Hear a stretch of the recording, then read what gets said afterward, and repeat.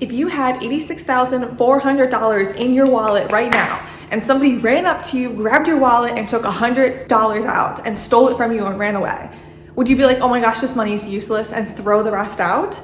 No, of course you wouldn't. But why is it that you have 86,400 seconds in a day and somebody will say something sly to you or leave you a mean comment online and you will let that ruin the rest of your day? You need to realize that at any moment you can change your day around and you can also change your life around. Hi guys, welcome back to my channel. My name is Katie and this channel is all about stepping into your power, spirituality, physical fitness, mental wellness, and all of that good stuff. So let's dive right on into it. If you want to change your life, you need to realize that there's two main forces going on. You have the intangible, heaven, God, spirit guides, your guardian angels that are very real. But at the same time, you have this tangible world, you have this physical reality, you have this physical body and a physical environment. And I find that a lot of girls, especially the ones that had their spiritual awakening during the pandemic and started learning spirituality and like new age practices online, have fallen into this trap of believing that manifestation is just the journaling, just the visualization, just these little techniques that you do for part of your day, and then you sit back and wait for the rest to happen. Well, I want to lovingly slap some sense into you because I fell for this trap too. You have to take the action. You don't need to look further than your own body, your own environment to see that you have free will and that your decisions matter. Look at your bedroom. Is it clean? Is your bed made? Or is it an absolute mess? You did that. Look at your body. Have you been treating it with respect? Have you been drinking your water, eating your protein and your fiber, probiotics? Have you been moving your body as much as you can? Or have you been slacking off and treating it with disrespect?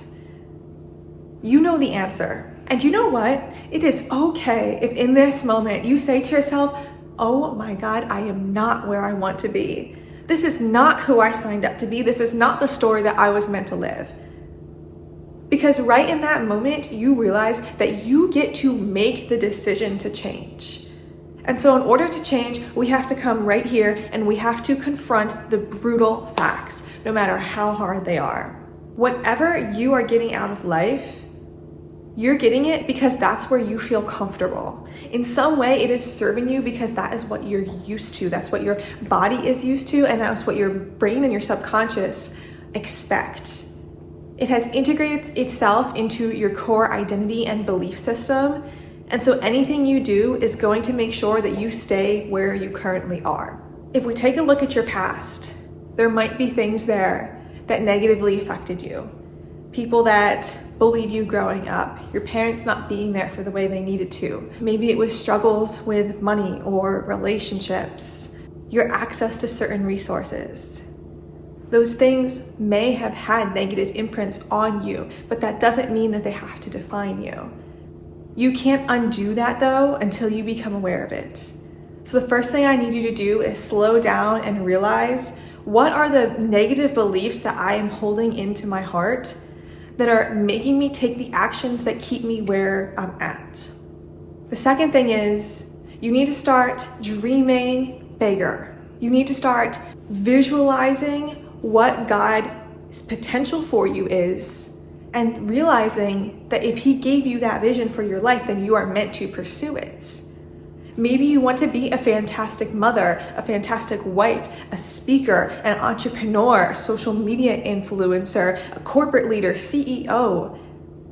There's some vision in there for you. Start to get clear on what those details look like. How are you helping people? How does it feel to step into your power? What are you wearing? How do you do your hair and your makeup? What do you look like? What is your routine? What type of fitness do you do? Do you like Pilates? Do you like CrossFit? What is it? Who is this person that you are meant to become? And really take some time to get intentional about that. You don't have to be perfect with it, but aspire for something that is scary, something that is so big you know that you have never been close to being there before. And that is how you will know that you are ready to change. You're going to feel fear in the moment of change. because your body is not going to be used to that level, those beliefs, having that identity. So how is it that you become this amazing person? You have to train your brain to start believing that you are that person, you just haven't gotten there yet. You are that person, you just happen to have been born in a situation that makes it challenging for you to get there. But you have to start telling yourself these things repeatedly. Tell them to yourself in the morning when you wake up and before bed. Tell them to yourself when you look at yourself in the mirror. Start saying the affirmations over and over and over again until you can build up a feeling of actually integrating it into your soul. You're going to feel a vibrational change. You're going to feel tingles in your body. You're going to start changing your actions as well. So what is that goal? Let's use fitness as an example, because if your goal is to lose 50 pounds, then you can't think of it as a goalpost in the future. You have to think about it as daily habits. Daily action steps that get you there. You don't just immediately lose 50 pounds one day because you've been journaling it and you've been visualizing it and you've been manifesting it every single day. You lose 50 pounds because you've been intentional about your dieting. You've been intentional about your training. You've been intentional about your sleep and your hydration and all of the things that go with it every single day. And then one day you wake up and you're at your goal weight, and you get to choose a new goal. And that whole time you've been getting there, you've been training your brain to believe that you are that person subconsciously through taking your actions. You've heard before that confidence comes from doing the things that you tell yourself you're going to do, and that can't be more true. If you say you're going to reach a goal, then you have to create the habits to get there. You have to create a path to get there. And you were meant to do this. You were born to do something phenomenal during your days here on this planet. Your soul came here. You are not just a body. Your consciousness is not just something that rose out of your brain. You have a soul. Your soul came here for a reason, came here to help other people. It came here to grow and to learn as a being. And every single challenge you face, you need to see that as an opportunity. That was meant specifically for you. If you're seeing it as being hard, somebody else might not think it's hard. That's your challenge. And on the other side of that is the next level version of you, is the next beautiful, more fit, more confident, more wealthy, healthy, peaceful version of you. And I can't say enough how important it is to hold faith and to keep going, because you're going to want to quit. Everybody wants to quit. But quitting can't be an option. Quitting can't be on the table if you're going for that version of yourself. The only way you don't get there is by quitting, because the truth is that the journey to getting there is going to be the most rewarding experience of all. That is actually going to be the time when the most dopamine is released from your brain. And once you reach that end goal, if that's it, if you just leave it at that, then the dopamine drops off and you lose that sense of purpose. So you can't have quitting on the table. If you quit, what's the purpose of this? What's the purpose of being alive if you can't pursue those dreams? You need to have the right goals, the right intentions, the right habits. You need to have faith, and you need to take that action. And another thing is, people like to say that the way that you win is discipline, not motivation. And of course, there is so much truth to that. But I want to tell you that from a physiological standpoint, you need to raise your motivation just as much as you need to raise your discipline. If you want to do something that requires you to have discipline, it's going to be a lot easier if you're already in the mindset to do it. Your brain is very malleable. It is plastic. It is mutable, changeable. The neural connections in your brain are going to change. When you start to become the version of yourself that does what she says she's going to do, that is more confident, your fear center, amygdala, is going to shrink. You're going to start to wire yourself for positivity. You're going to train your reticular activating system to look for things to prove to you that you are more prosperous, happy, peaceful, lucky, happy, wealthy, like that you are just, you have lucky girl syndrome. Your brain is going to find that for you if you train your brain to do it. This doesn't have to be this huge struggle of discipline and always grinding and hating everything. If you can fall in love with the process, then it's going to be so much easier. Every single person that is where you want to go, that has the life that you want to live, they also struggled with these insecurities and doubts and the wanting to quit. But the one thing they didn't do was quit. They didn't quit. They had all of those reservations, but they kept going. So what do you do when you feel like quitting and you can't get yourself up?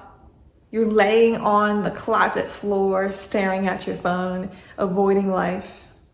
You put on some shit like this to start to get your energy back up. Or maybe you call somebody that's going to hype you up and support you. And you allow that other person to uplift you. You realize that that energy is not yours. It is simply a state that you are going through. And you get up and you take care of yourself. You take care of your mental health and you take care of your physical health. And once you do those two things, then it's go time. Then you can get back at those habits, back at those actions. You can go ahead and wake up early the next morning and get back on the horse. It doesn't matter how many times you fall. You're going to do something amazing with your life. We live in a world full of miracles where when you ask for something, it can be given to you. There are people that are living your dreams that are seemingly less qualified than you, but they simply practiced showing up and asking for what they wanted. What do you think that I'm doing right now? I have a dream of being more impactful, of being greater. I want to be a speaker one day. I want to show somebody what I'm doing with my businesses. So this is me practicing doing that. The only way to get there also is to be a little bit cringy. You have to lean into being uncomfortable, to seeing yourself fail, seeing yourself have awkward interactions, doing things that don't feel quite right because you have never done them before. You are not going to get where you want to go unless if you are willing to be cringy. Learning new things is hard. You're going to stumble. Remember when you learned to ride a bike and you fell over? You're going to fall over in this process. You're going to feel like you're losing time, money, effort, and you know what?